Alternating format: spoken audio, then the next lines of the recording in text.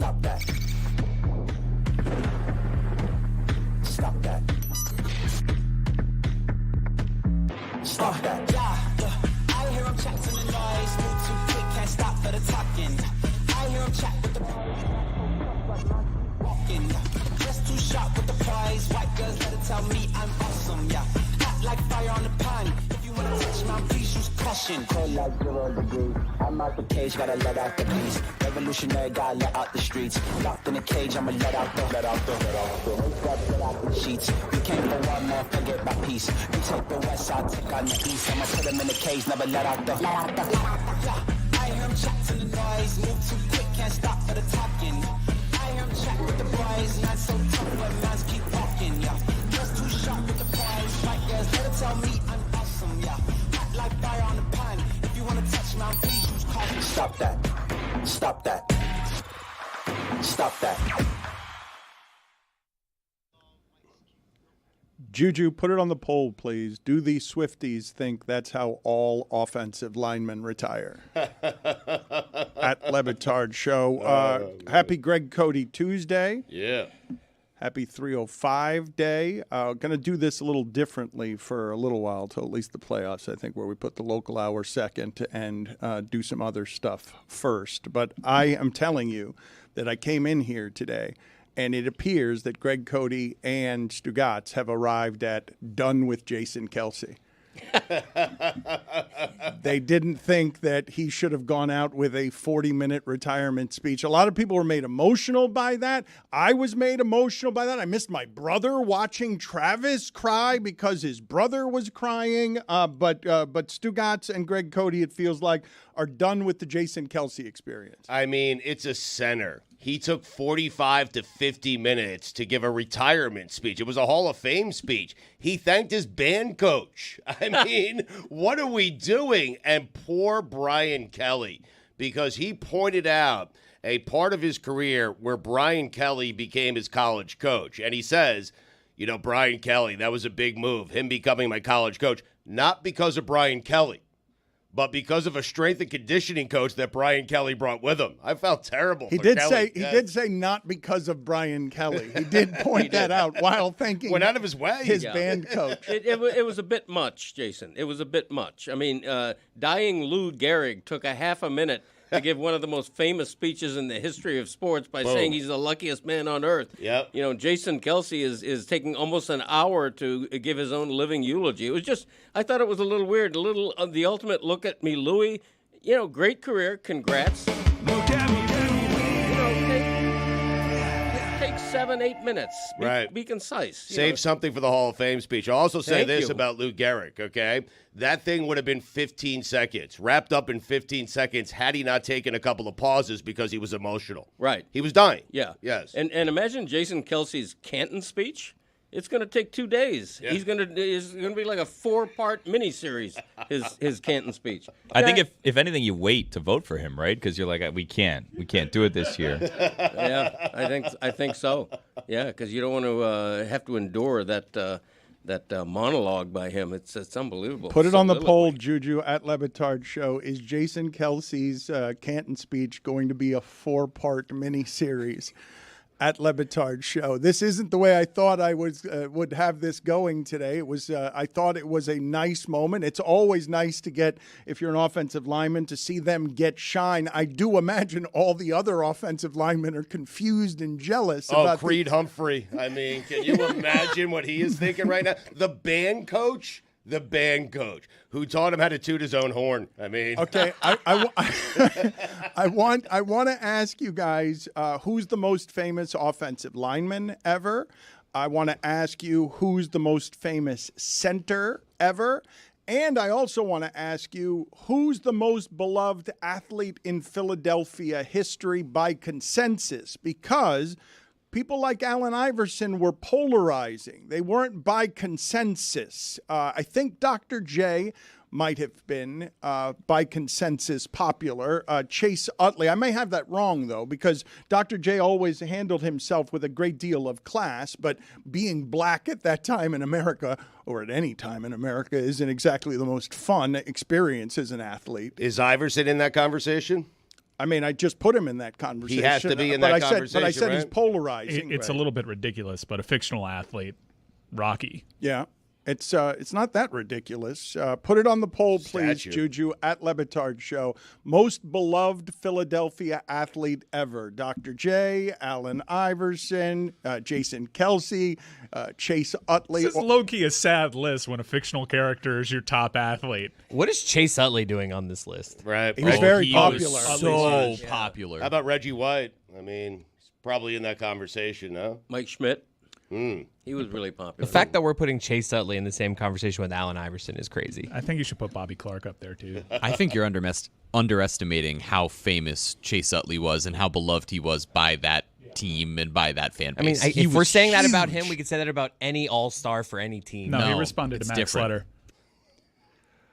What was your guys' reaction yesterday to the most famous center? And answer my question here, because I guess John Madden would be the I think Jason Kelce, and this may be hyperbolic, is the most famous both center and maybe offensive lineman ever. The people that I was trying to pull are guys like Madden and Deerdorf, guys that became famous because they just stayed around the game and were calling important games later in their career. He's famous while playing, yes. Yeah, it's a big difference. You're right. Yeah, Madden but- became famous after he retired. The next level is just infamy, in which Richie Incognito gets in the conversation. I have never seen an offensive lineman get the send-off I saw yesterday. That is a first for me in all the time I have covered sports, never mind Hall of Famers. But a center? A center's among the most anonymous positions that you can find anywhere in football. Like when I ask you, the most famous centers ever, do I have to go back to Mike Webster and, Yes. and Dwight Stevenson? Yes. And I know the podcast and the Taylor Swift thing certainly helps, but I think Jason Kelce might have been in this conversation last year before any of this entered the conversation. I'm looking up most famous centers here. Jim Ringo from way back in the day, Alex Mack. A lot of names I've never even heard of, and I'm old. Dermontti Dawson. Wow, he was Let's good. see. Let's see. Mike Webster. Dwight Stevenson is number 4. Number 3, Mel Hine. Huh. Love you, Heine. Chuck Bednarik. Yeah. I think he was a Philly guy too. And then number 1 is Jim Otto, a Miami Hurricane, I believe. How about that? Number 1 all time. For a long time when I was a kid, I thought Tim Ruddy was Rudy because he went to Notre Dame. Right. Yeah. Makes sense. Not as egregious as Chris Cody thinking that Franco Harris was named Frank O'Harris. I also thought Cecil Fielder was a position. What? A position in baseball. plays Cecil Fielder? He thought that the Cecil Fielder Like a was- roaming, shallow outfielder. Right near center field, Cecil Field. Stugotz, That's my boy. I thought some of the numbers, and we will talk about this in a little bit with Pablo Torre and Mina Kimes, but I thought some of the numbers yesterday, we are obsessed with the quarterbacks, the real famous ones in that sport. And what happened with Russell Wilson yesterday was interesting as the numbers started pouring in, because this has been an evolution over my lifetime in sports. The total obsession with money. And so when you trade for Russell Wilson and you're the Denver Broncos and you trade with the Seahawks and you trade for a 1, a 2, and a 5 in 2022 and a 1 and a 2 in 23, and what you get from Russell Wilson is 2 years of the Broncos at $124 million.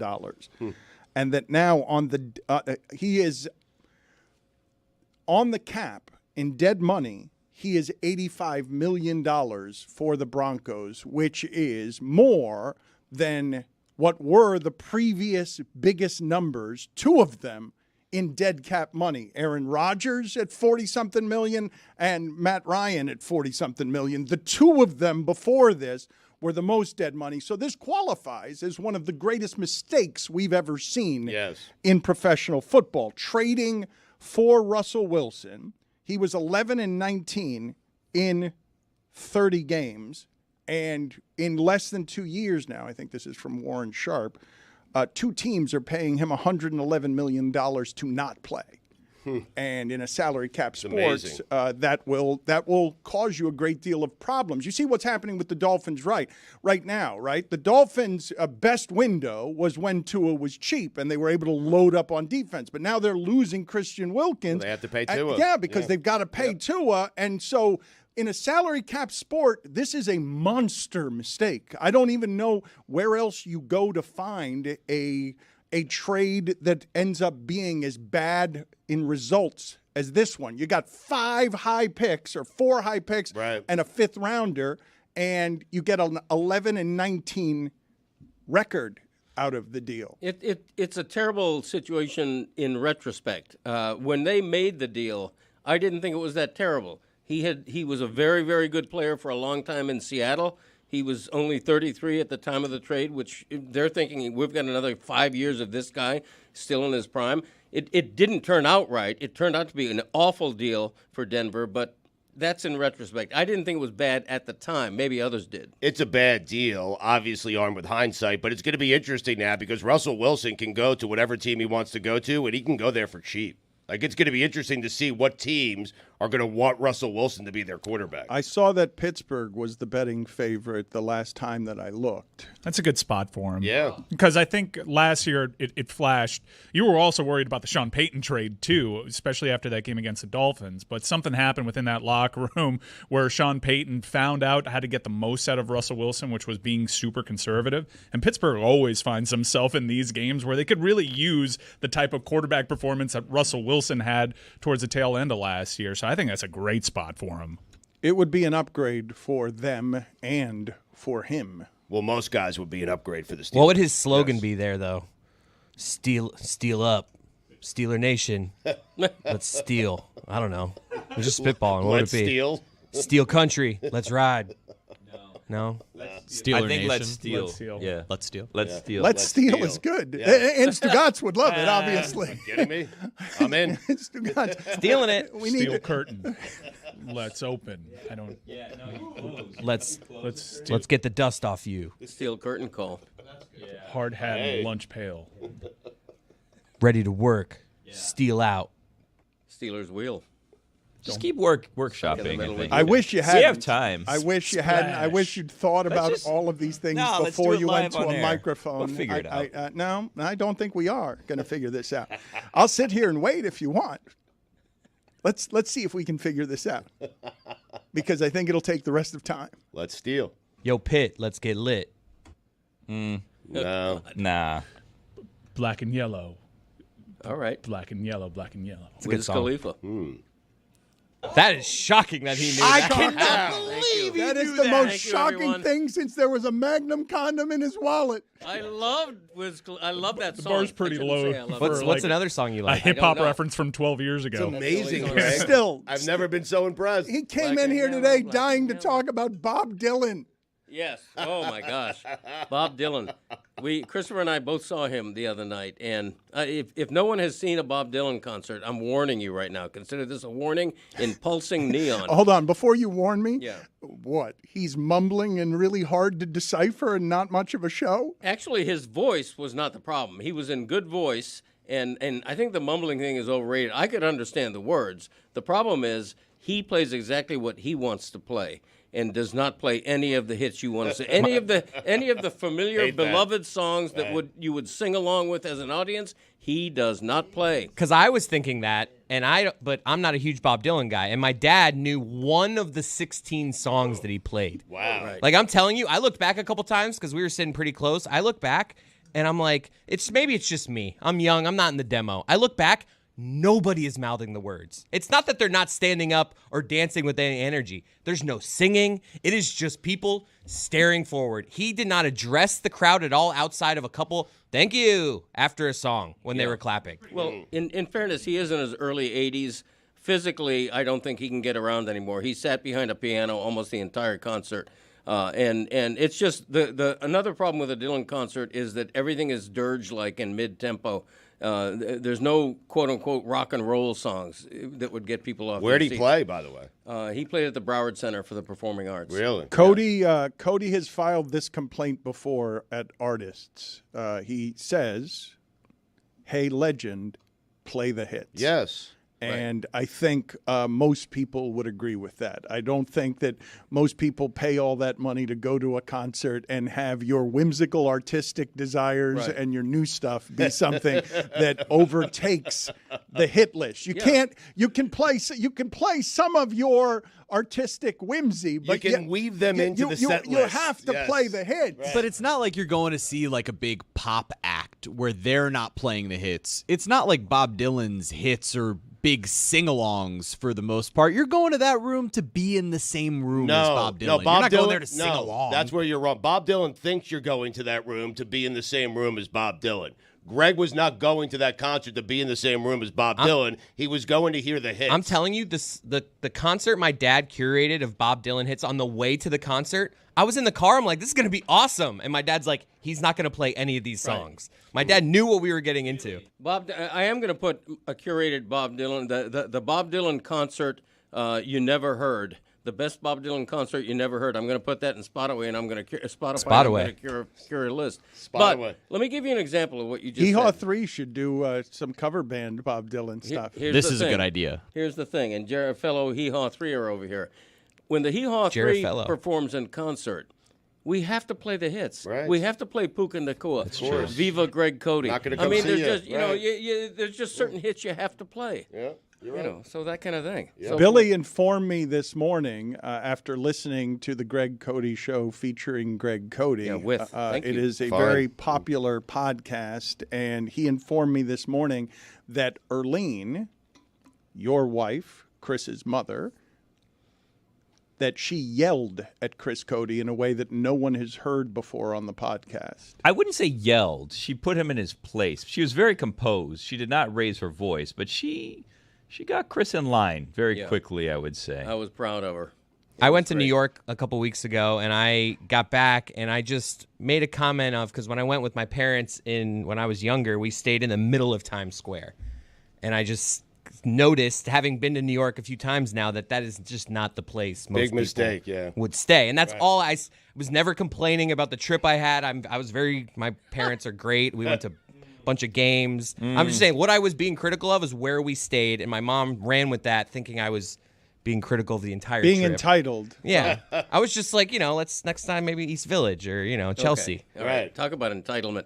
Your mother was reminding you that we saw a Broadway play, the original Lion King. We saw a Yankee game. We saw a Met game. We went to Little Italy. We went to Chinatown. We saw the Twin Towers. We did everything you could possibly do. You ate at Tavern on the Green. We You ate were at a big Tavern on the wrestling Green. fan, so you stayed in the same hotel as the wrestlers to run into them in the elevators. And these are all things you could have done if you stayed in the East Village. I mean, Put it on the poll, Juju at Le Batard Show. Is Times Square a good place to stay? No. My father proposed to my mother at Tavern on the Green. Wow. And, The she rest is says, history. actually, and I think she's got this right, it seems like it would be right, that he still hasn't actually proposed. That the way that it came out was he asked her why it is. No, that's not. He asked her why, if she wanted to have kids, and when she answered and then asked, why do you ask? He pointed a fork at her and said, why do you think I'm asking? So romantic. They didn't get married then. Sounds more like a threat. At least it wasn't a knife. So they didn't get married? Are they Explains married? Le Batard. Go ahead and play the Puka song. We got to play this in concert. His name is Cooper, good at running curls. But when his hammy got a tear, he saw Puka standing there, his blade diminished. Hostile take over. Nakua hopped into the car. McVay has maybe found a star. And then Matt Stafford threw him 25 and 2. Oh, there's a brand new kid in town out of BYU. They call him Puka. Puka Nakua. His quarterback is not named Tua. Yeah, he is Puka. Puka Nakua. Fantasy assassin, it's the time to cash in. Yeah, Puka. Don't need the glow. You don't know the songs to it, do you, Greg? Your rhythm is off, and it doesn't feel like you know the words to it. It's been a while since I've sung it. So good. That's your Mr. Tambourine Man right there. Yeah, thank you. You got to play it. Stugotz, That's our blowing in the wind. Have you heard, Stugotz, the song about your book? Have you heard that yet? I don't think you have. I don't think you were here the day that we made the song about your book. Listen to this.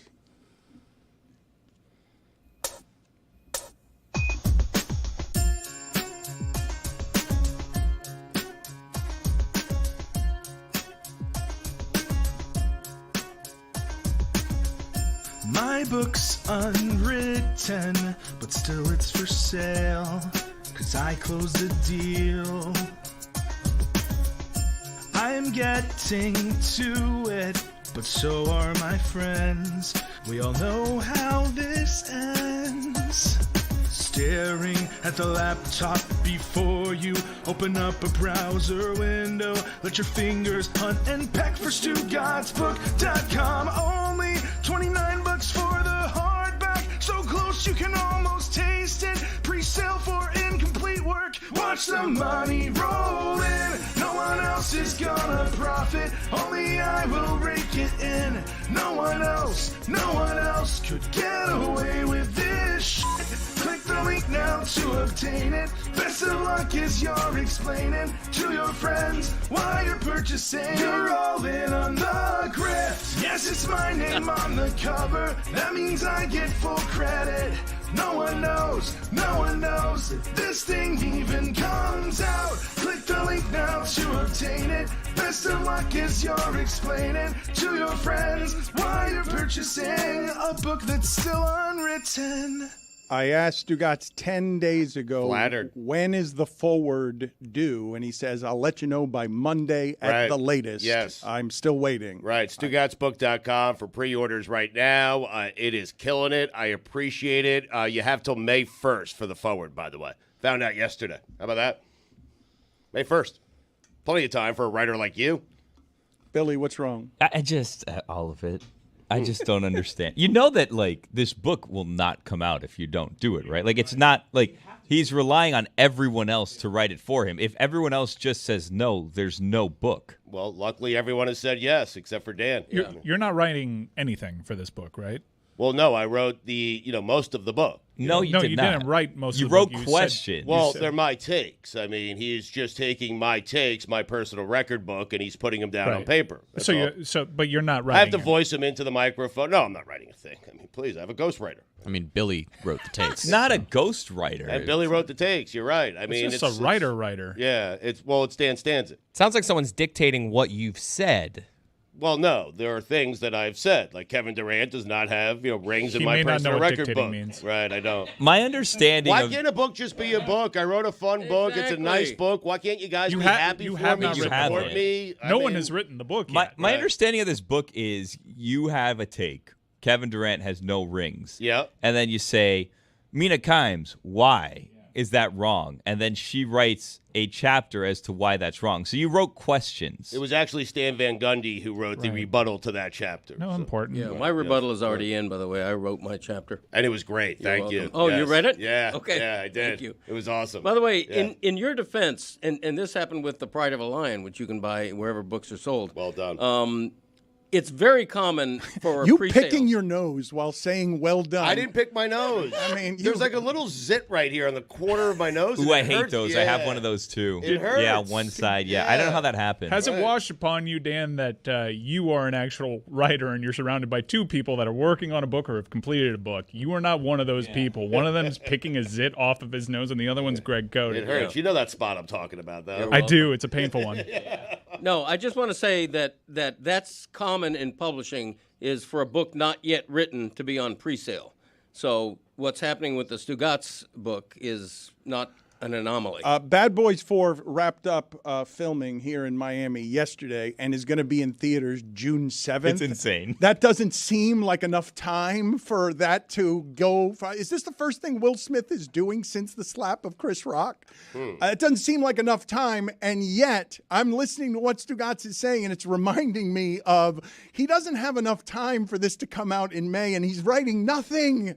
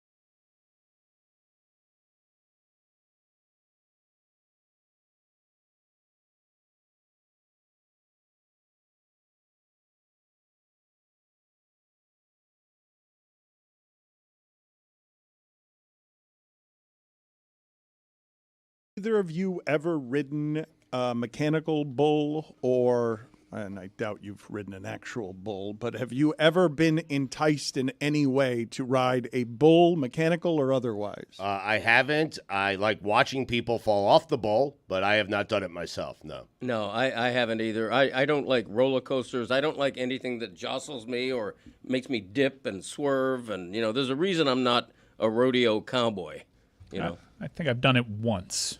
Yeah, once in my life I've done that. In a bar in Davie? Not in Davie. They don't have one, actually. Shocker. It's an upset. They used to. Did it in a bar not anymore. by my house that had that. But I Dan's did it right, in Vegas. There's like some country bar in Vegas I've done it at before. But Dan is right. Davey used to have one. Roundup, I think. Yeah, they don't anymore. Nope. I feel like it's a legal liability. Well, you're about to see why, because the UNLV coach, the football coach, Barry Odom, was raising money for his football program, and he doesn't really ride the bull. The gate opens and he falls off the bull and concusses himself. So go ahead and watch this. So that you can see what's happening here, because he lasts 1 second, 2 seconds. And he's done. No, he got hit hard. Like that is, and he's Wow, not. he walked off. No, but he's not totally there. Like He doesn't know where he is. He doesn't know where he is. Yeah, but he walked off. That's the important thing. doesn't know who he For a is. football coach. All I right, mean, but yeah. you can play that again. And yes, he did walk off scared because the bull, hit him with his horn. Like this. Oh! Yeah, it's just a Good Lord. that is not a good idea. You can see that his legs aren't there. And he tried, man. Look at those. What are those called? The things that you wear over Chaps. the pants? Those are chaps? I thought. Like you don't know. I thought chaps were in the back. I thought assless chaps. I thought that was something that was in the back. I Well, thought nothing's yeah. in the back of ass. We can stop playing this. This is like jacked up from ESPN back in the There's day. got to be a billion better ways to raise money than riding a Seriously. Put it on the poll, please, Juju, at Le Batard Show. Are there a billion better ways to raise money than riding a bull? The old dunk tank or something. I mean, When he's thinking of that idea, like there's nobody in his house going, "Hey, Dad, why don't you just have a bake sale? What are you doing?" I don't know what it would take for someone to get me to ride a bull. Like, I have seen how scared everyone is in the tightness of a pen when they're just simply trying to get the bull to settle down because those things are inordinately strong. Is this the same thing as yesterday with the Masvidal kick? Like $1,000 Tony would do this for?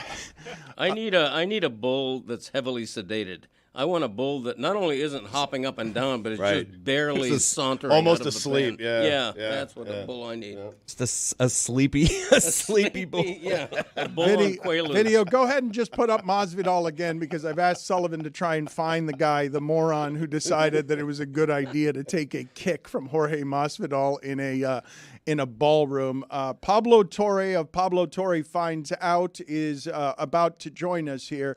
And he did an episode about how unusual Russell Wilson is. And I want to talk to him about that in a second. But Pablo, you're coming in as you're watching the Masvidal video here and you saw the Bull video. Who's dumber there? It's the guy who got kicked by Masvidal, because the most pathetic part of that visually, he's on the floor and he just starts pathetically clapping as if he wanted this. Like it's he's there, and then yep. Then the he's middle yeah, finger. yeah, middle finger, but then it's yeah. Good job. This Yeah, is but what I he's signed up for. clapping. I wanted to Very break good. my leg. He's yes. clapping after holding his leg in the spot where it hurt so much. But I don't know how much you'd have to pay me to get on a bull, because that ride lasted less How than a much do you have to second. pay the bull?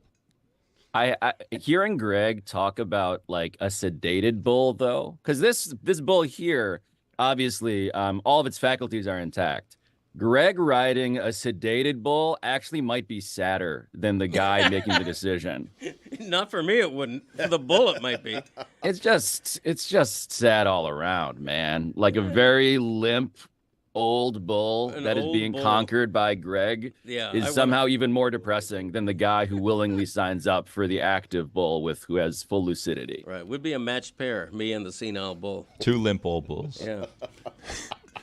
What did you find out, Pablo, when you went on a hunt for how strange and unusual Russell Wilson is?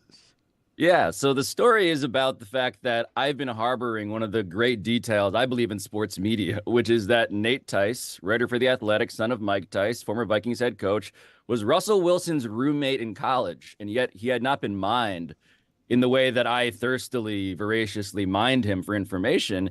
And what you realize is that Russell Wilson is kind of a guy that all of us knew in college.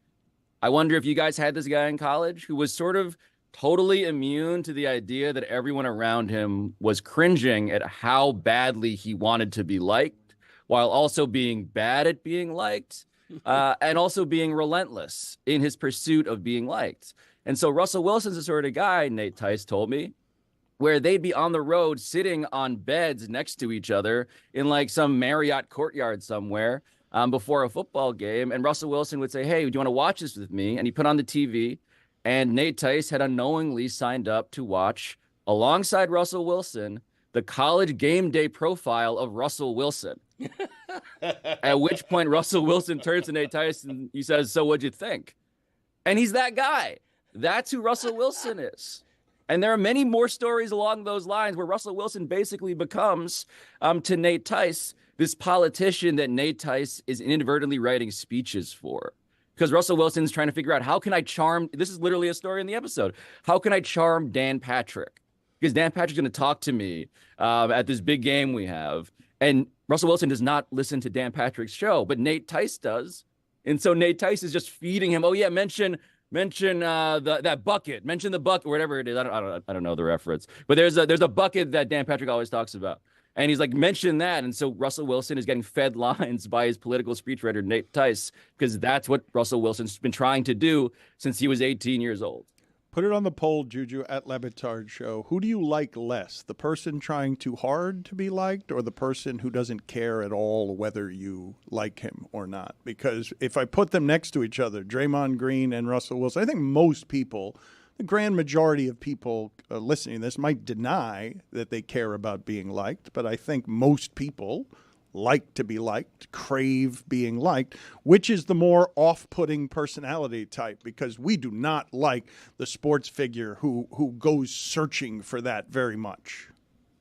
Well, I think it raises this question, which by the way, there's a lot of self-loathing in me as I think about how badly I would like to be liked. Let's be clear about that, too. I want to just head that off at the pass. But I think when it comes to the idea of what is cool, right? Like, who do we regard as cool in sports? Actually, curious what you guys think. Who's the coolest person in sports? And why is that the case? Because Russell Wilson, to me, is definitionally not cool because he has the thirst, the transparent, synthetic thirst of wanting to be liked so badly, wanting to be cool so badly that it becomes so deeply uncool. Who is the coolest person in sports? Like when you go through in Steph Curry's in that conversation, for me at least. I don't think so. No, I think he's cool. No, I mean, you could like him, but I don't think people look at that and say cool. And I think his sneakers hurt him there. Julio Rodriguez. You've become a Mariners fan all of a sudden. He is very cool. When did this happen? When did you become Yesterday. Oh, nice. Name a second Mariner. Earlier this morning. Not here to be quizzed. Mina is doing for Mike Ryan what Nate Tice was doing for Russell Wilson, just feeding lines about teams that he knows nothing about. No, Mike Ryan has pledged himself to learning something about a single baseball player every day this season. A single Mariner. As you know, Big M's guy, Trident Sup. I think Mitch Haniger's back. You might be trying to trick me. No, for real. Okay, well, I'll Google that. We're going to play a game with Stugotz later, Met or Jet, to see just how little attention he is paying to all of his teams. But I want to play for Pablo some sound here of Dirk Nowitzki on Dwayne Wade's podcast, because I'm really surprised that we are now old enough that these two guys are talking the way that Cornbread Maxwell used to talk about rivalries in the 80s, because once upon a time, Pat Riley, it has been reported, fined players on his team if they helped opponents up from the floor. He used to be the coolest guy in sports, Pat Riley. Yes. Yeah. And Dirk Nowitzki went on Dwayne Wade's podcast, and they basically talked about the competition being so fierce that they could not be friends. But honestly, I say this all the time. there can't always be friendships during the highest level of competition. I mean, it's just not how it works. I'm old school. I always wanted to win, but there was no love lost there at the beginning. And I remember in the '07, the All-Star game was in Vegas. Yep. And I think we were the only two All-Stars ever on record to not shake hands pregame. So there was definitely some cold times. And mind you, we've never had a conversation to this point. Exactly. What is that, Pablo? Is that necessary? The which part of it is Any necessary? of it. Any of it. So what I'm curious about, do you guys remember, I thought the real, most obvious proof that these guys didn't like each other, didn't D Wade and LeBron make fun of Dirk for being sick allegedly at a presser, the fake cough thing? Yeah, and then walking into the arena. Yeah, and then he kicked their ass. Right. So, but what you're asking, Dad, is I guess what I'm asking here is, if you go on a podcast decades later to talk about how much you disliked each other, it feels like it kind of invalidates the entire premise of what was cool about your beef originally, which is that it actually was a real thing that you guys genuinely disliked about each other. And now I'm just wondering, I guess the question I'm asking is, well, really, it's if you have a podcast, you can be cool. And maybe the answer to that is no at this point. Maybe the answer is that Dwayne Wade is definitely uncool because he's doing what we do now. But do you think that generationally this is something like they are now old heads, Nowitzki and Dwayne Wade, and they're talking about longing for a time when there was genuine animosity. And I feel like Draymond is doing plenty in the genuine animosity department. I don't know. I don't know if is it a softer time? Has this thawed at the top of all sports? I'm assuming that these guys don't necessarily care for each other in play.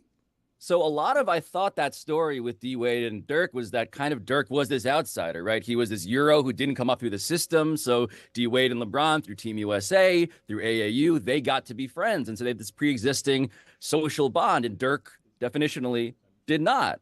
And it seems like what's happening now, as everybody knows each other earlier because of the internet, because of all of these tournaments, because of AAU, because of all of these sneaker companies and all of that, it just seems like, okay, there is less of that foreignness between them. But I would argue, Dan, when it comes to the question of beef, the beef has simply become less top down.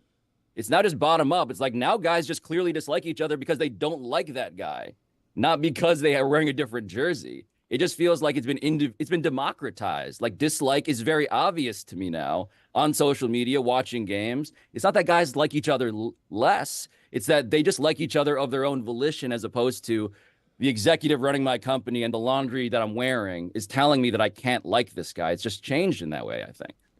What's coming up on Pablo Torre Finds Out that you're excited about?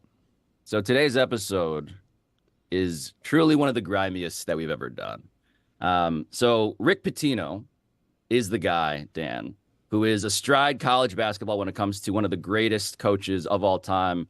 Of course he is. Multiple championships, lots of that everywhere. Are you as stunned what is happening? Are you as stunned as I am? They're just promoting Hee Haw 3. Oh, okay. Are you surprised as I am that he is back in the sport at a level that's legitimate?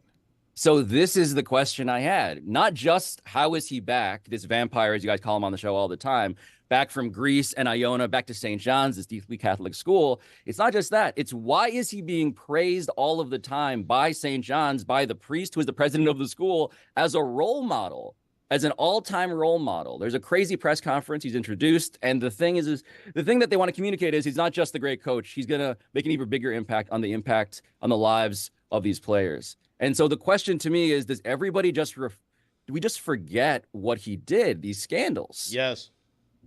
The scandals, here's the problem with that, Stu. The scandals that Rick Pitino has had, there's one in particular, the Karen Cipher scandal, which I started reporting in 2009 at Sports Illustrated, which remains the craziest scandal I have ever heard about. Okay? I don't even know what you guys remember about it. What do you remember when I say Karen Cipher scandal? An abortion and a very loyal employee to Rick Pitino taking the hit on an abortion.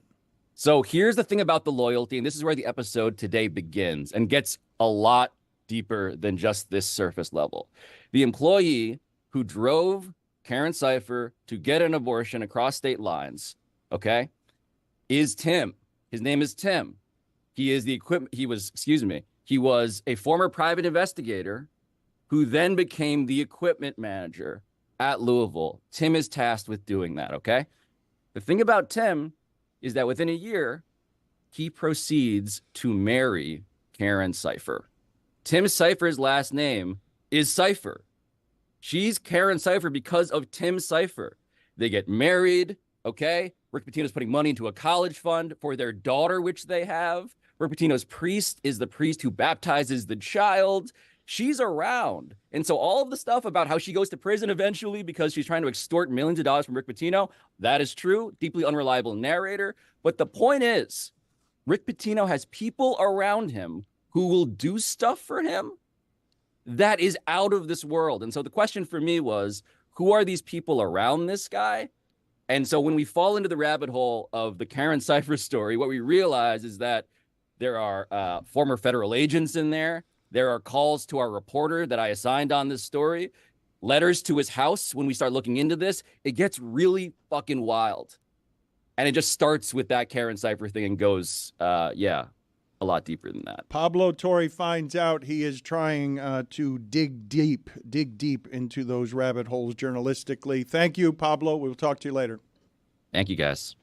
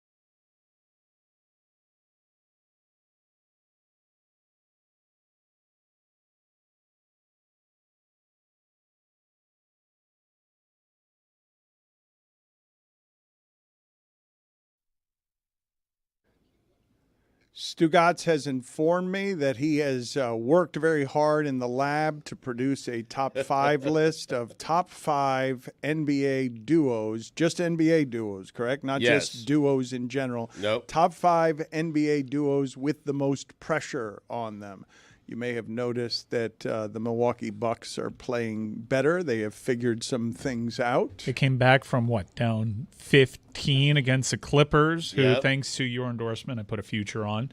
And I think that's 6 on the trot now for the Bucks. They've figured things out to a degree. 6-0 since the break, yes. Yep. So Stugotz has top 5 NBA duos with the most pressure on them. That's much different than Colin Cowherd's top 10 list of just the best NBA duos. He might have had that first. Colin Cowherd had first his top 10 list, double the size of Stugotz's, but it doesn't have what Stugotz's list has, which is the most pressure on these duos. Is this active or all time? This is active. We are headed into playoff time. We're getting closer. And these are the top 5 NBA duos that have the most pressure to go out and win a championship. I don't know if you guys saw this the other day. I thought I was watching a replay. Do you guys remember that shot last year that Jokic took where Anthony Davis was coming out to him and he was rolling to his left and he just threw it over his head and it went in? He did it again against Anthony Davis the last time they played against the Lakers, where he's taking these I don't know if people are going to know this reference, but Jamal Wilkes had a jump shot where he just went from one ear to the other side of his head, behind his head to take a jump shot. And Jokic did that again to Anthony Davis at the three-point line, moving to his left, making a three late in the game. It's asinine. It's an asinine shot. It is not a good shot to be taking under. That's something we've never seen. Did it go in? A big man being Good able shot. to do that. I've never been. No, that's stupid. He's like the greatest player I've ever seen, and he's not even the most freakish center in the league because of Wembanyama. I've been trying to outlaw the wrong guy. Really, it's Joker. It's not fair. You can tell me with a straight face that that's the greatest basketball player of all time, No. and I'm not going to push back on it. I'm not going to do the MJ or LeBron thing. I think you have a valid argument when you see what he's done recently. You know. How old is he? Jokic? Yes. He's got to be 38. I don't. He's in his late 20s. He's 29 years old. What? That's Giannis's age. And he doesn't. And Embiid's age. And I know the athleticism is a big part of his game. He's a professional athlete, but it does seem like he's going to age with grace. I mean, how much athleticism do you think he's going to lose? Right. I mean, he doesn't. He is really athletic, especially for his size. But I'm with you.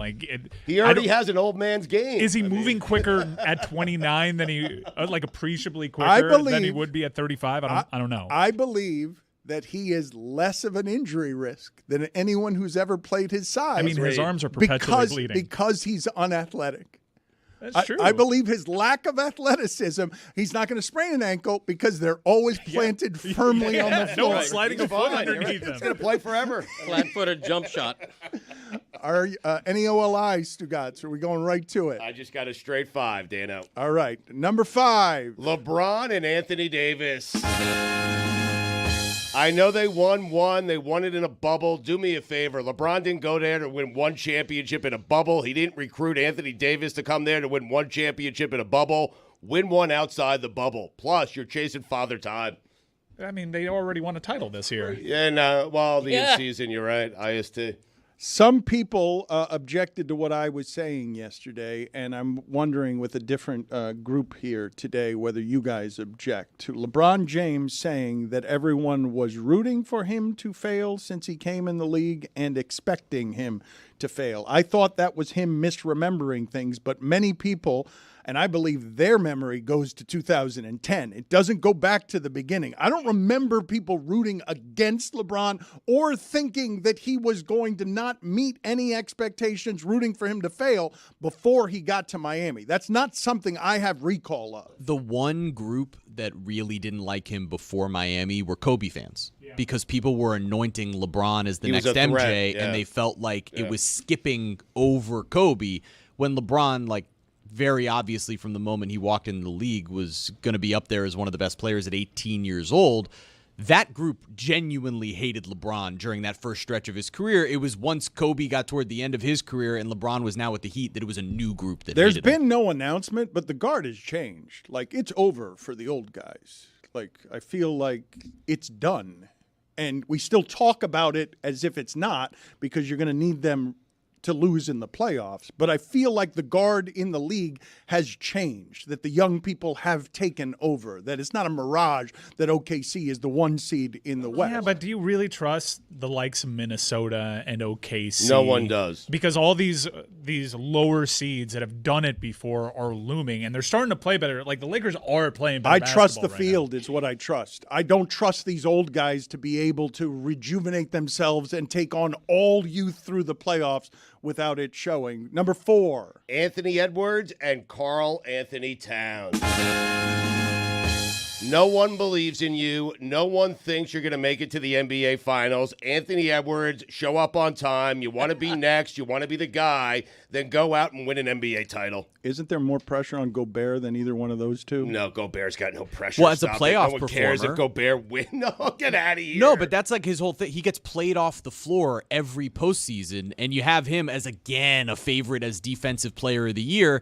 They're one of the best teams in the Western Conference. They need to stop a center in Jokic, and yet you could argue it's like an Edwards-Gobert duo there more than Towns even. My list. Number 3.